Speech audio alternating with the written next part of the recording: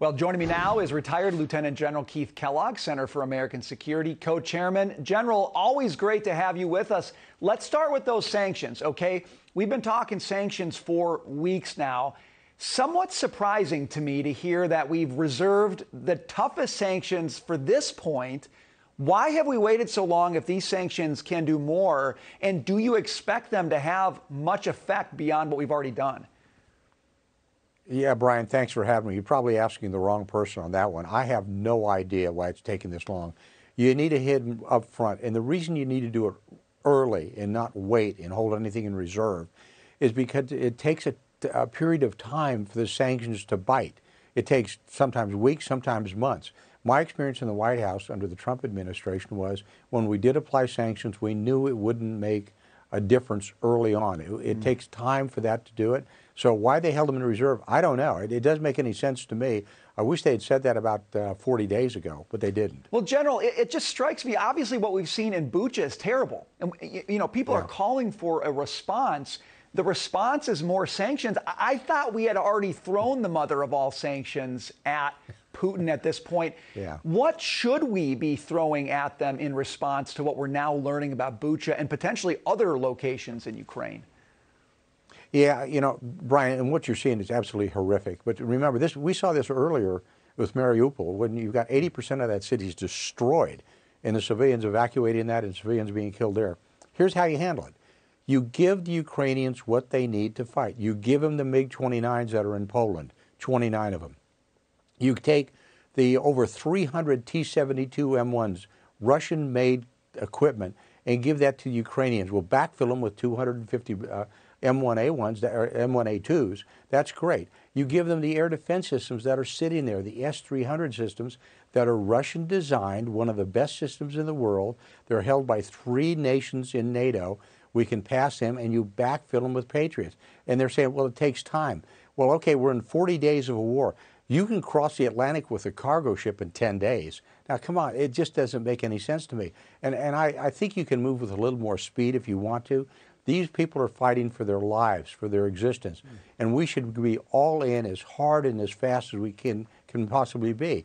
And if somebody says to me, if I was in a position that, oh, it'll take us another week, I'd find somebody else until I get the right person in the job to get it done. Give them the stuff they need to do the fight so they can take this to the Russians, carry the fight to the Russians, which they've done. When you think about it, they've pushed them all out of the Kyiv area. They've pushed them all the way back to the Belarusian border. They've cleared the Chernobyl area. Those areas are now clean. Now they're fighting in the east. And Putin's got a major problem because his main offensive against Kyiv and decapitating or eliminating the government has failed. He is losing this war. Let's help him lose it totally. All right, so let's talk battlefield for a little bit. Obviously, Putin has moved his troops out of Kyiv. That's a victory.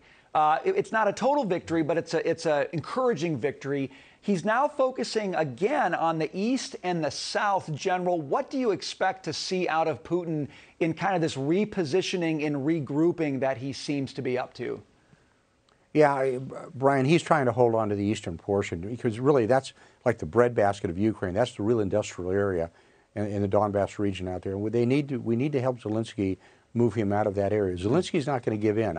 I see no way that Zelensky is going to negotiate any kind of deal, especially what we've seen in Bucha, what we've seen in Mariupol, what you've seen in Kharkiv. He's not going to be in the negotiated mood. And I think for us to try to put him in that mood is wrong. Let him fight it out. I think he's doing quite well. The Ukrainian military is doing quite well. They've got him on their heels. Let's put Putin in a position where he's going to have to negotiate. You know, Zelensky kind of threw a carrot to him early on when he said, well, the Crimea can be under discussion. That was a huge win for Putin if he wants to take it. But I don't see Zelensky backing down at all. And then going to the UN, the UN won't do anything because you got in the Security Council, you got the veto by Russia, you got the veto by China, and there's a thing called the dual veto. Before you can get to a substantive issue, you have to go through a procedural issue. You can veto, the Russians can veto any procedural issue before it gets to a substantive issue, which means that nothing's going to be on the table.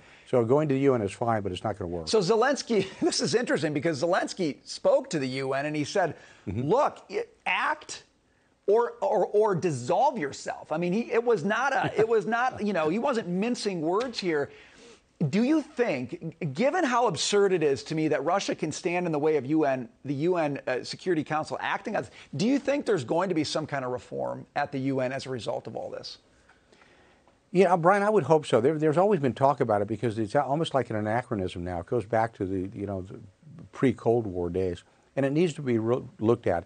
And this whole thing about the veto and what I call the dual veto, that should be eliminated because you can never get to substantive issues if you've got that issue to be able to, by the Security Council, the primary members, to veto that. So I think we need to look at that if we really want it to be a good governing body. It has to grow with the time, and it hasn't. He makes a lot of sense out there. I think he's putting a lot of words out there which are very important for people to hear, but I don't think you're going to see any resolution in the near term.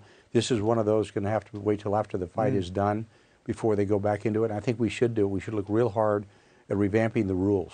Well, his words are direct.